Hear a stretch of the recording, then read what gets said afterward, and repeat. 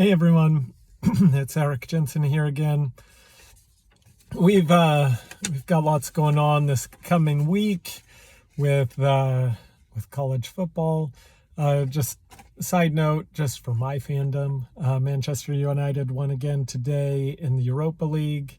Scraped by. I wasn't able to see any of the game, but happy that they won. Well, who knows what it means. So I will just go in a little bit of the Premier League since we're back from the international break and everything. They played a game. Manchester City is ridiculous right now. And with Erling Haaland or whatever, however you say his name, Norwegian superstar, the guy just can't stop scoring goals, and the entire league is in for a long time right now. No one, I know Arsenal is currently in first place. They're not going to stay in first place. Manchester City is going to win the league again. Anyways, that's soccer talk. We'll get into more of that in a little bit, but there's lots going on. Aaron Judge broke the record in the American League. I don't care. That's baseball. It's baseball. The playoffs are starting in baseball. No one cares. Anyways. Let's get into college football games and dissect a little of these bigger ones that I have. So we've got Tennessee and at LSU. Again, LSU only has the one loss, which is first week against Florida State. They've sort of turned things around a little bit, and Tennessee is looking very good in this game. I think in this one, if we look at it closely, I don't think LSU in their 4 wins, other than against Mississippi State, have played anyone too terribly good. I will give them credit for the Mississippi State game, and they did turn that game around in it. I just don't think they'll be able to compete with Tennessee's speed on offense. I mean, LSU has the athletes, but not the team right now. And Tennessee's defense has been improved. So I think Tennessee will go into the LSU, into Death Valley, and win. Next, we've got the big game in the Big 12, and it's not Oklahoma, Texas. It's TCU, Kansas. In this game, I think Kansas finally comes back to earth. I was impressed that they were able to beat Iowa State last week. They're tougher than I give them credit for. I think they're going to. I think they're running up against the meat of their schedule now. And I think it will be tough for Kansas moving forward. TCU, I don't think they're world beaters. I don't think they'll stay undefeated. I do think they will win this game in Kansas, though. So I do like TCU in this one. And I mean, they just were running right by Oklahoma. That was fun to watch. All right, we've got in the Pac-12 a huge game here. And this one is a hard one to determine. We've got UCLA and Utah at the Rose Bowl. At first, I mean, I always want UCLA to lose, but looking back at the Washington game a little bit, DTR is such a dangerous quarterback for the Bruins. And he can be very hit and miss. Like, he's not a quarterback, and granted, I'm not an NFL scout. I think some guys will be good and they're not, and some guys will be bad and they're amazing in the NFL. But I don't think he's an NFL quarterback. However, the guy can be crazy and do crazy things. And I think he just might have that magic in him. And I like the UCLA offense against the Utah defense here. Because of DTR, I think he'll be able to manage to scramble around, do some crazy stuff, and score quite a few points. Utah's offense is good, not great. With Cam Rising, I know he's been doing good, but I think that they will have a good game.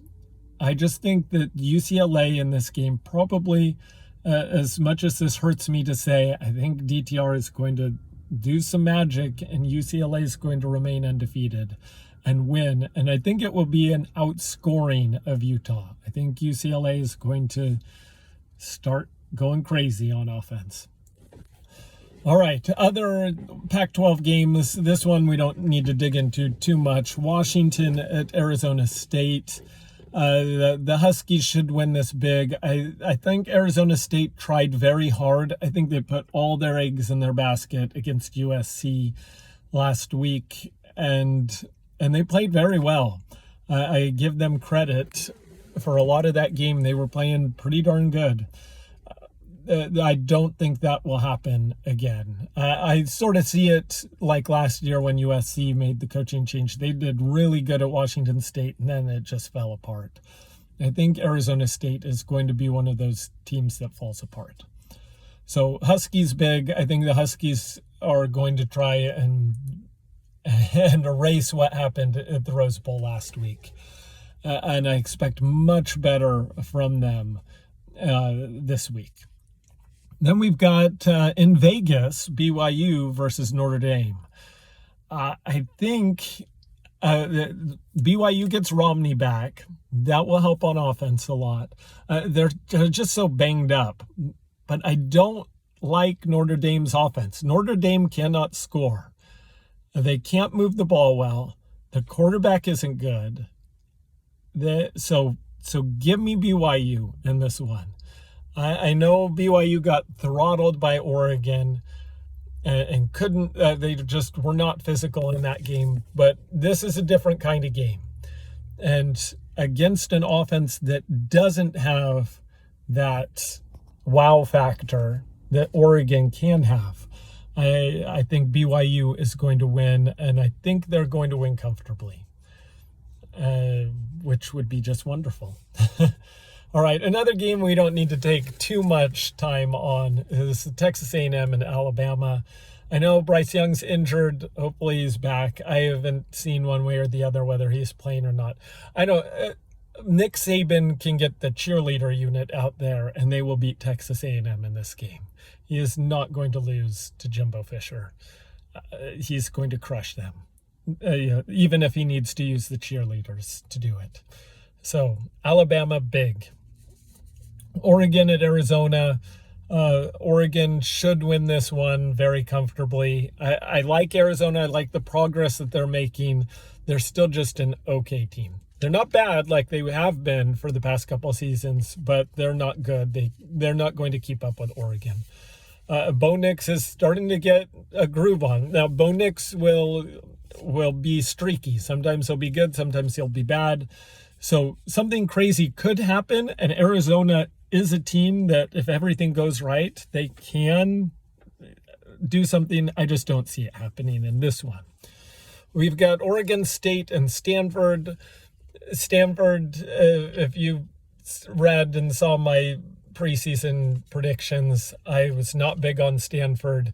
I do like their quarterback that Stanford has. It's just the rest of their team is not all that great. So Oregon State, whether they've got their quarterback back or not, they are going to win this game. Stanford is back to being a mediocre team. So that brings us to the big game, Washington State at USC at the Coliseum. This one I'm concerned about. Washington State can move the ball very well. Now, Washington State also hasn't played the toughest schedule, especially if we look and see that Wisconsin wasn't as good as maybe we thought they were, although I still think that's impressive going into Wisconsin and winning on the road. But the Oregon, they had that game won, but gave it away. But if we look at that game, on defense, the Oregon was able to move the ball almost all game long. They just had to settle for field goals in the first half. If Washington State is going to win this game, they're going to have to do the same thing. USC is going to move the ball. Caleb Williams, again, I don't know if we're 100%, solved everything with Caleb Williams until he goes on the road in a big hostile environment and shows that he's not going to get rattled. But this is at the Coliseum. He's going to be in rhythm. I think there will be no problem with USC's offense. It's, can they get in the end zone there? And I think they will be able to. Now, on the other side of things, on USC's defense, I think they will struggle to stop Washington State. So I do think this is more of a shootout kind of game, because USC's linebackers, and Shane Lee is banged up. He's a game time decision. I think he'll play, but he's not good at covering these guys. So maybe it's actually a benefit for USC if they can get into more of a dime or nickel look on defense, as opposed to having so many of the linebackers in there. Because if USC is going to win this on the defensive side of things, they're going to need to bring pressure like they were in the second half against Arizona State. So get pressure on the quarterback, and then just hold on in the secondary. Create some of those turnovers and stuff by the pressure you create, whether it's blitzing or whatnot. Because Washington State will move the ball. So the key to the game is to make sure that you're creating some of those havoc plays that will either stop drives or create turnovers. So you're limiting Washington State from having long time of possession. The more possessions the USC offense gets, the greater chance they will have to win the game. I mean, that's common sense for any game almost. But it really does play into the fact in this game. You look at the Arizona State game last week that USC had. In the first half, it was very close, but even though USC scored on every offensive drive, and that's because Arizona State was able to hold the ball and have long drives. The USC needs those havoc plays. They need to blitz, do whatever, because Washington State will get chunk plays. They will move the ball quite easily. So you have to find some ways to stop those Washington State drives. Anyways, long story short, I do think USC's offense will be enough. I think this is a high-scoring game, probably something like 42-38 USC scraping by and winning. And I think what should be a very entertaining and very close game. So that's the big games this weekend. Hopefully USC wins. Maybe we even get a perfect day. That would be awesome. Anyways, have it so good. Bye.